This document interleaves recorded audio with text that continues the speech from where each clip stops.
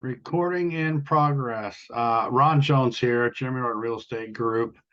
Uh, this is going to be one of my Saturday videos. Sometimes I do Saturday updates, or I run out and do a listing appointment. I take you along for the ride. This is my background for our company meetings in the morning. I like to have a little Mai Tai next to me, and a little scenic view in the back. But today was a long Saturday. Today was all about open houses. I did 2 open houses, and it was a fantastic experience. I showed a house in Twin from 10 to noon, and then I ran out to Jerome and showed a house from 1 to 3. A couple of verbal offers. Got to get those nailed down in writing on Monday. Great experience. I had a lender with me who's a lot of fun to hang out with. I like to have a lender there. Then people who come through can ask questions about the lending side, and I don't have to tell them I'm not allowed or I'm not comfortable discussing that stuff. As real estate agents, we know how a lot of that works, but I like the liability to fall on those in the field and less responsibility for me. But I was going to hop on here and do a YouTube live, but I didn't have access yet. I had to verify my phone number and wait 24 hours, I guess. So I'm on Zoom here chatting with you on a pre-recorded line. But another cool thing that I wanted to share, and I'm going to put it on my other screen here.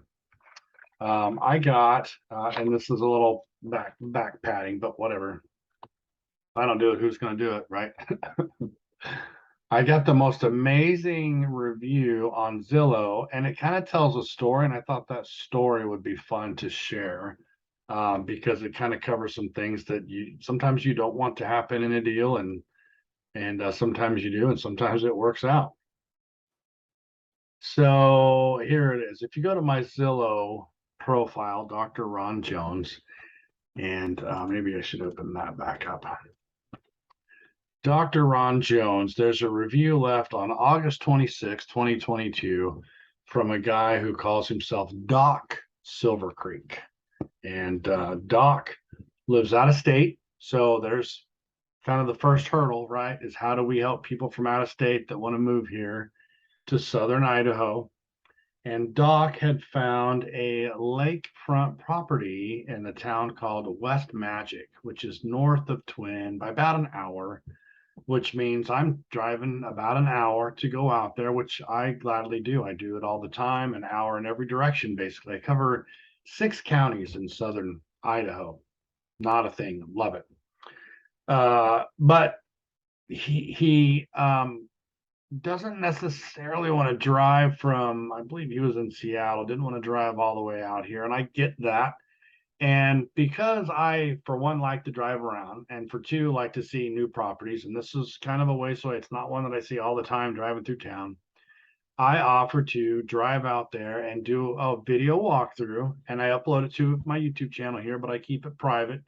And the only people that see those is the people that you send a link straight to the video. Those are the only people that can see it. So I don't have to worry about showing personal property if it's in the video or whatever. But I offered to do this for Doc, and he takes me up on it, and I head out there. And so I'm going to start reading his awesome review, which starts off with my favorite. Ron was awesome! Exclamation point. My introduction to Ron was via Zillow in response to a property I was looking at. A bit nervous using an agent with not knowing his background, but Zillow did me a big favor with Ron. Thanks for that, buddy. After checking Zillow's box late one evening to have an agent contact me, Ron called me within minutes on his way out for an evening at a concert. So I was actually in Salt Lake City at a Garth Brooks concert. That's the puppy wanting in. I'm going to shut the door. Hang on. You're annoying. Stop. Not my puppy, by the way. It's my daughter's. She came over to visit and left the dog. So I'm in Salt Lake City with my wife enjoying a concert, just the 2 of us. It's a weekend getaway. I scored some tickets. Actually, we had a promo at my agency. We gave away 2 Garth Brooks tickets, and I kept 2 Garth Brooks tickets. And so the people that ended up winning them were next to me, which was cool, hanging out with them. But I'm in an Uber on our way to the stadium for the concert, and I get a Zillow call. And what a lot of you don't know is that Zillow ranks us. They keep track of how many times we answer and don't answer, and they show us this little percentage of your success rate. And I don't know that they penalize you with a low answer rate, but you obviously we're paying to be on there. We pay money to advertise on Zillow, and that's how our picture shows up next to these listings in our area. And so you want to try to answer those, of course, because you're paying money to advertise. So I'm in this Uber on my way to the Garth Brooks concert, and I see a Zillow call, and I'm like, do I take that? Do I not? Am I on vacation? Don't bother me, because when you work for yourself, you're never really on vacation. So I figure, what the heck, I'll answer it. And turns out he is a great guy, and we had a great conversation. And I just said, I'm happy to help you look. I can check that. I even brought my laptop with me. So after everything's over, once things calm down and I'm back in my room, I'm happy to hop on there. And because the first thing I do is I look up the property and I look to see what the listing agent uploaded with the property. Like, did they put a plat, map, property description, legal description, any easements, anything that's associated with it. The listing agent should be uploading those to the MLS. So I just hop on there and download that stuff, and then I send it to people in an email and say, you know what, I'll look it up. I'll send you everything I can find. You look it over, then let's talk. So back to Doc. Ron called me within minutes on his way out for an evening at a concert. I expected someone to call next day, but Ron was on the phone within minutes. As I was out of state, Ron made a trip to the property and videoed the entire house. This is something I would expect a listing agent to provide. I'm the buyer's rep, not the listing agent. This is something I would expect a listing agent to provide, but Ron filled in the gaps the listing agent missed. Ron's video convinced me to drive the 10 hours to look at the house. So that's another interesting part. So I go out, and when I do these videos, there's a lot more than just videoing. And I think, what would I want to see if I'm going to be looking at this video, right? So I walk through the house and video things, and I call out things I see. Hey, there's missing stucco, or there's a missing board, or there's electrical exposed wires, whatever, exposed electrical wires. But I also kind of, if I remember going in, I video driving into the neighborhood, so you can see the neighbors. But I for sure, when I leave, I video driving out, so you can see the neighborhood and the layout, and does your neighbor have cars up on blocks in the front yard, that kind of thing. It's what I would want to know if I was looking to buy a house. So I took a video, actually took a video on the main floor and a video downstairs, and then I took a video outside and walked around the property. This is a lakefront property. More on that in a minute. And then I did a video leaving so he could see the community. So there's 4 videos, which takes a while to upload sometimes. So when he saw those, he's like, okay, I gotta go see this, because this was a lakefront property in a lake community that was, it's an hour north of Twin, but it's about 45 minutes south of Sun Valley. And if you don't know Sun Valley is the touristy resort town where celebrities have houses. That's real high dollar stuff. So a lot of people want to be near there but can't afford to be in there, so they buy just south of there, which is where this is. So this guy is like, I got to go check this out, and I can't remember now. Let's just say that they were asking, I think, let's just say $390,000 for this lake house, right? And it slept like 16 people. It was a really cool house, but he decides, I'm going to drive 10 hours to take a look. As much as I would have liked everything to be perfect, thanks again to Ron for helping me locate information on the reservoir's historic water levels. We found that the waterfront property was only waterfront 63% of the time. With the remaining time, it would be water view. So what happened is, this reservoir, it's West Magic Reservoir, built by the Corps of Engineers for the Army or whatever back in like 1930. The thing is still there, so it's going to be there forever, but the water level ebbs and flows, and the country's going through, a countrywide drought right now, and a lot of things are at historically low levels, and so is West Magic Reservoir. It's at this really low level. So when I'm out there videoing and I'm standing at the back patio and I'm going, well, that's your water way over there. That's your lakefront. It was quite a ways off because the water line had receded so far down into this reservoir. So my guy's he's actually I think he works for Intel and he's a bit of a data cruncher. He's like, we're going to figure out how low this water is and how often it gets this low, and we're going to dig up some historic numbers. So he did. And I got him everything I could find, and I sent him links to all that historical data, and he crunched it. And he came up with this calculation that 63% of the time, based on historical records, 63% of the time that water will be at his back door. Because his goal was, at the end of the day, he wanted to be able to walk out, hop in his boat, and go fishing right out the back door.